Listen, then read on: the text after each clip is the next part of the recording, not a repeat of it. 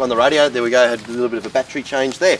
All right, moving on to the last, it is the worst race of the day, 1200 metres, and... I don't know about that. I don't like it. Anyway, in my opinion. It's all yours, Brent. Okay. Speed here, I think, is strong, the way I read this event. Do you agree?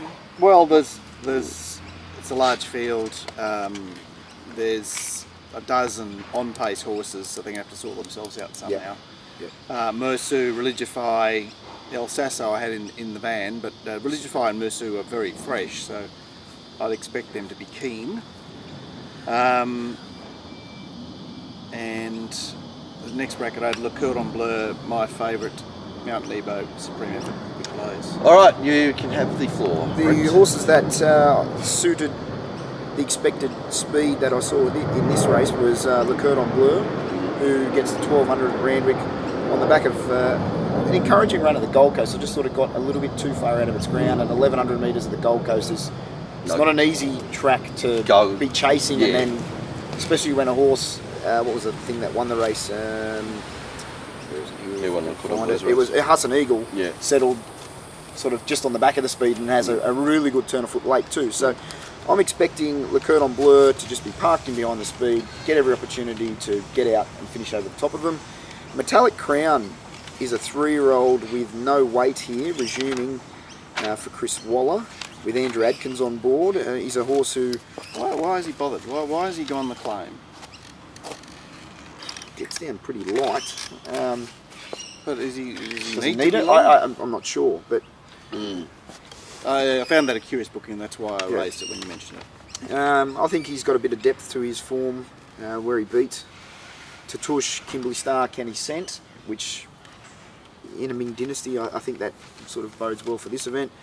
And the other horse that also caught my eye here, I'll just grab my note, was my favourite, the horse from Hong Kong, who was scratched a fortnight ago, or didn't get to go around due to the wet track. Has since been back to the trials, so it's now had 3 barrier trials. All 3 has not been let stride at one point.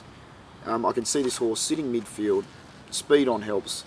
It's a horse that we mentioned a fortnight ago. It's come from Hong Kong, 6 starts, 4 wins, 2 seconds. Very encouraging. All right, what do we say about Warjet, Awful Draw, and Callow? I think that depth of that race is Warjet? Hello? Warjet? Yeah. The Magic Millions Country Cup. It is the favourite in the race. Did you see Star Wars yesterday? Just plod and fall in at Hawkesbury. Like, that's the depth of this form. Yeah. I can't get near Warjet in this race. And Callow, well, I suppose just... No, well, he's riding Joe Cleary's horses. Yeah. Oh, okay, fair enough. So landlocked earlier. Look, Warjet's an honest midweeker. So I found him one day, he won at Warwick Farm under B. Shin. It was a miracle win against that horse of Gary Fraser's Campania. And then he's finished midfield in a Saturday mile race before a brief spell. Yeah.